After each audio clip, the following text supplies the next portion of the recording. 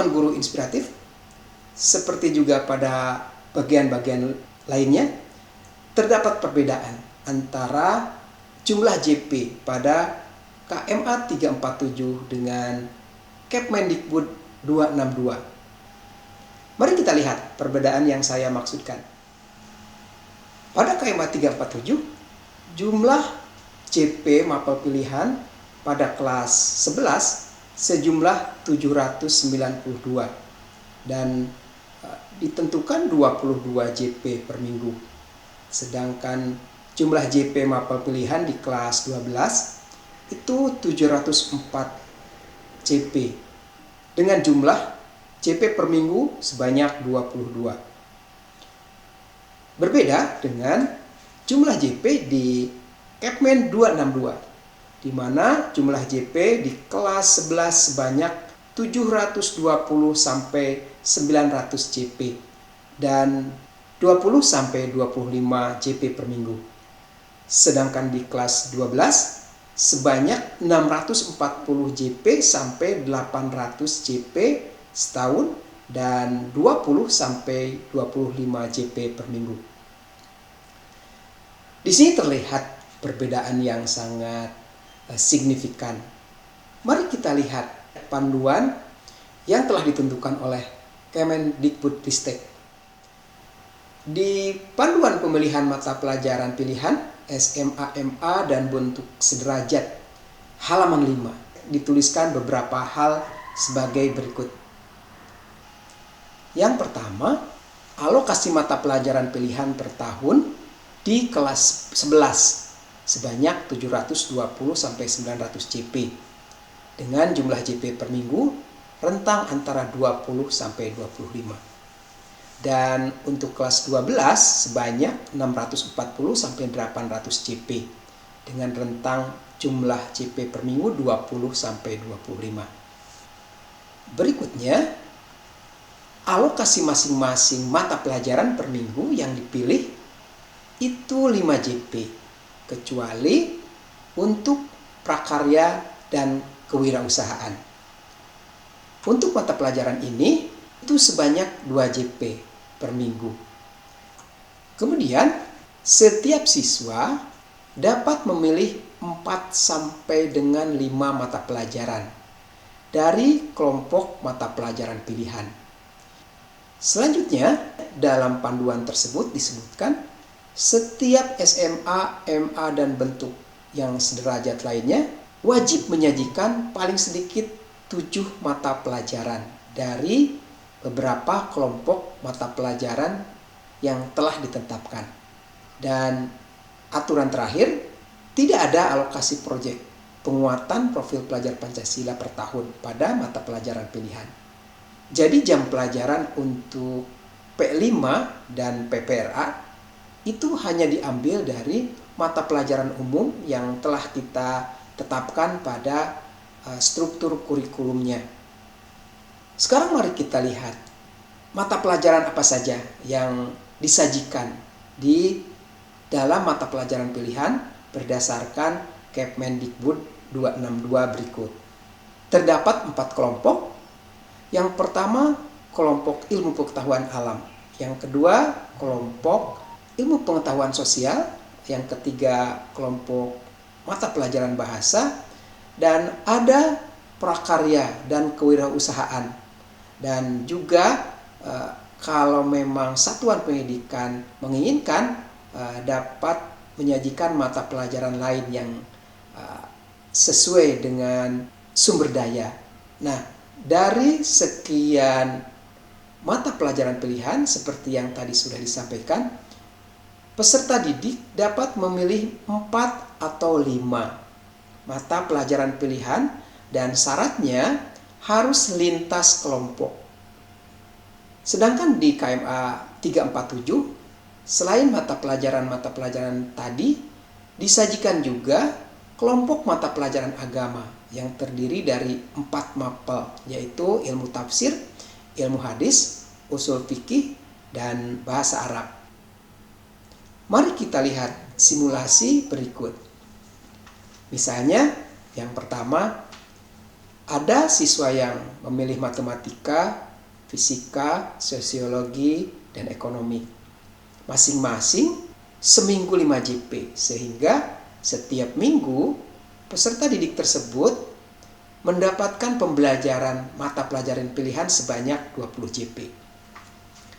Tapi mereka juga dapat memilih 5. Misalnya matematika, fisika, kimia, bahasa Inggris, dan prakarya. Dalam kasus ini, karena prakarya 2 JP, maka jumlahnya menjadi 22 JP. Contoh ketiga, misalnya, seorang peserta didik mengambil 5 mata pelajaran pilihan, yaitu biologi, fisika, geografi, sosiologi, dan bahasa Inggris. Nah, ini masing-masing 5 JP, sehingga alokasi seminggu menjadi 25 JP. Mari kita lihat contoh lain apabila peserta didik memilih mata pelajaran kelompok agama. Misalnya, seorang peserta didik memilih ilmu tafsir, ilmu fikih, bahasa Arab, dan antropologi. Kemudian, contoh lain, ada yang memilih ilmu tafsir, ilmu fikih, bahasa Arab, bahasa Inggris, dan prakarya. Itu kalau dijumlahkan menjadi 22 JP. Atau apabila misalnya ada peserta didik yang memilih 5 mata pelajaran yang jumlah JP-nya 5 per minggu. Jadi jumlah JP per minggu 25 JP. Sekarang mari kita lihat peraturan yang ada di KMA 347. Yang pertama, siswa memilih mata pelajaran dari minimum 2 kelompok pilihan hingga syarat minimum jam pelajaran terpenuhi 51 JP per pekan, sehingga untuk mata pilihan dibatasi hanya 22 JP per pekan. Kemudian klausul berikutnya, madrasah membuka minimum 2 kelompok mata pelajaran. Itu sama dengan di panduan Kemdikbud, dan ada penjelasan lain di bawahnya. Apabila sumber daya memungkinkan, sekolah dapat membuka lebih dari 2 kelompok, memilih 4-5 mata pelajaran dari minimal 2 kelompok mata pelajaran pilihan. Maksimal mata pelajaran pilihan yang diambil dari 1 kelompok mata pelajaran pilihan adalah 3 mata pelajaran. Guru inspiratif terdapat paradoks. Yang pertama, apabila kita menetapkan jumlah JP sebanyak 22, maka itu artinya peserta didik memilih 4 mapel pilihan dengan masing-masing jumlah JP-nya 5 JP, sehingga 20 JP, dan memilih prakarya atau mata pelajaran yang dikembangkan oleh satuan pendidikan. Jadi, apabila ditetapkan 22 JP, maka itu berarti peserta didik wajib memilih mata pelajaran prakarya atau mata pelajaran pilihan yang ditetapkan oleh satuan pendidikan. Tentu saja hal ini menyalahi aturan mata pelajaran pilihan, karena dalam mata pelajaran pilihan, siswa harus memilih, bukan wajib memilih. Pada klausul kedua tidak ada masalah. Nah, tapi pada klausul ketiga, ini disebutkan apabila sumber daya memungkinkan, dapat memilih 4 atau 5. Nah, ini akan berimplikasi bahwa jumlah JP yang ditetapkan di struktur kurikulum harus berbentuk rentang. Kalau memilih 4, maka 20 JP per minggu. Kalau memilih 5, maka antara 22 JP sampai 25 JP. Ini bertentangan dengan ketetapan bahwa jumlah JP sebanyak 722 dan 22 per minggu. Padahal harusnya apabila klausul ini ditetapkan, maka harus ditulis rentang. Jadi, menurut saya, menuliskan angka tunggal untuk mata pelajaran pilihan dengan aturan-aturan yang sudah ditetapkan, maka itu bermasalah. Teman-teman guru inspiratif, tentu saja yang saya sampaikan adalah sebuah interpretasi dari aturan-aturan yang sudah diberikan oleh Kementerian Agama dan juga oleh Kemdikbudristek.